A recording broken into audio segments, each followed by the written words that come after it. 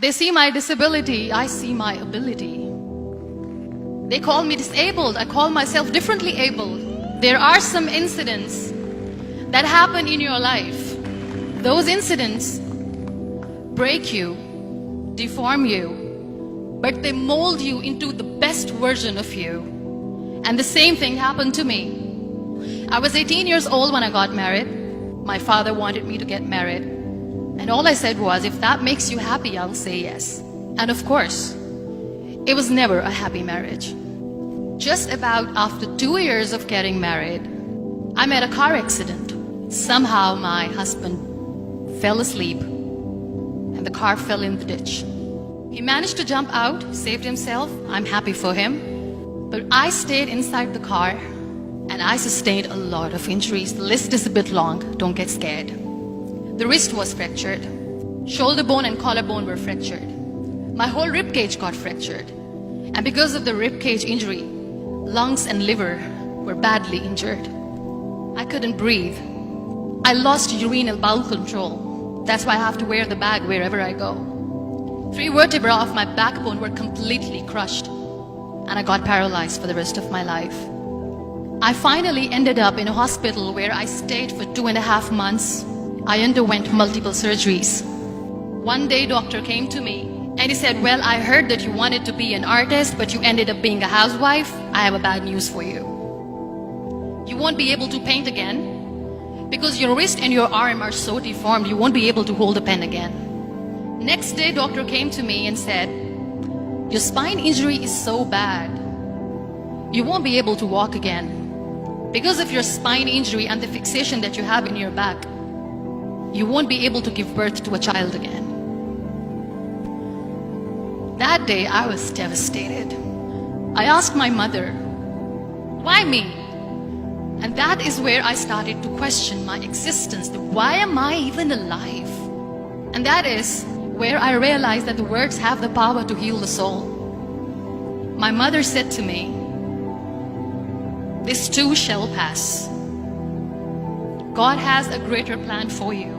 I don't know what it is, but He surely has. And in all that distress and grief, somehow or the other, those words were so magical that they kept me going. One day I asked my brothers, I know I have a deformed hand, but I'm tired of looking at these white walls in the hospital and wearing these white scrubs. I'm getting tired of this. I want to add more colors to my life. I want to do something. Bring me some colors, bring me some small canvas. I want to paint.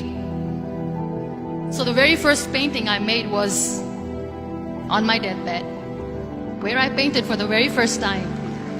It was not just an art piece or just my passion. It was my therapy. And then I was discharged and I went back home. And I went back home and I realized that I have developed a lot of pressure ulcers on my back and on my hip bone. I was unable to sit.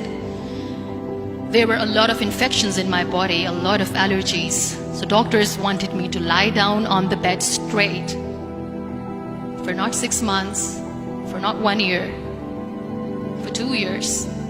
I was bedridden, confined in that one room, looking outside the window, listening to the birds chirping, and thinking maybe there will be a time when we'll be going out with the family and enjoying the nature.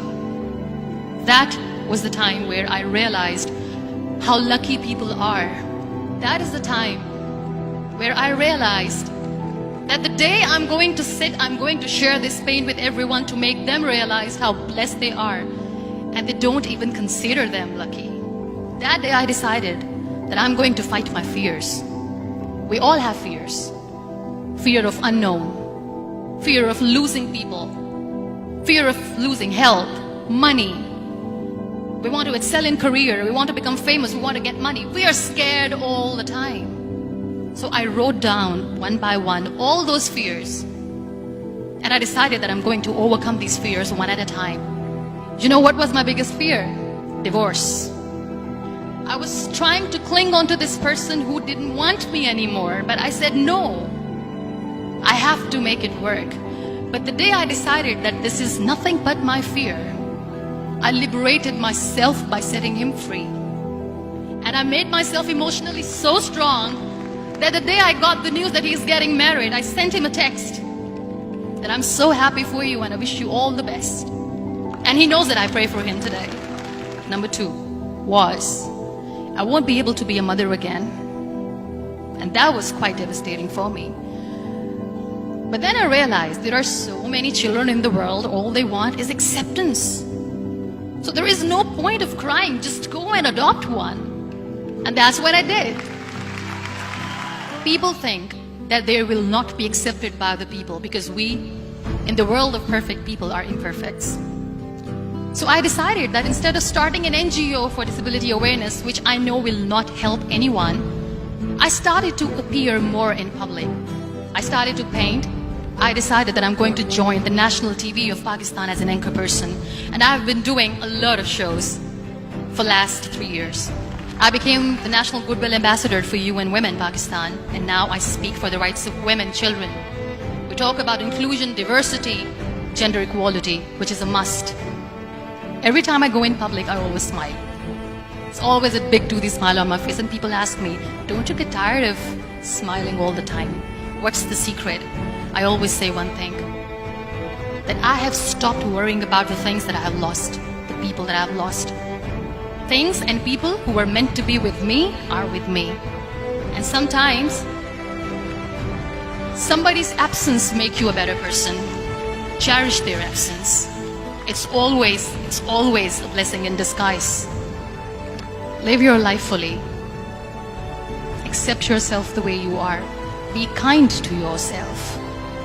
Be kind to yourself. I'll repeat, be kind to yourself, and only then you can be kind to others. Love yourself and spread that love. Life will be hard. There will be turmoils, there will be trials, but that will only make you stronger. So when you accept yourself the way you are, the world recognizes you. It all starts from within.